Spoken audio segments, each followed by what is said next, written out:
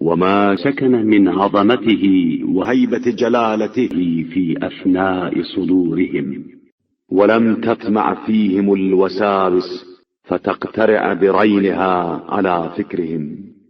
منهم من هو في خلق الغمام الدلح وفي عظم الجبال الشمخ.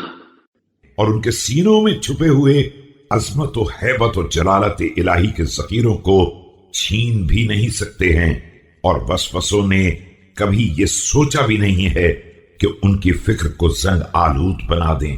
ان میں بعض وہ ہیں جنہیں بوجھل بادلوں، بلند ترین پہاڑوں وفي قطرة الظلام الأيهم، ومنهم من قد خرقت أقدامهم تخوم الأرض السفلى، فهي كرايات بيض قد نفذت في مخارق الهواء وتحتها ريح هفافة. اور تاریک ترین ظلمتوں کے پردوں میں رکھا گیا ہے، اور بعض وہ ہیں جن کے پیروں نے زمین کے آخری طبقے کو پارا کر دیا ہے، اور وہ ان سفید پرچموں جیسے ہیں جو فضا کی وسعتوں کو چیر کر باہر نکل گئے ہوں، جن کے نیچے ایک ہلکی ہوا ہو تحبسها على حيث انتهت من الحدود المتناهية.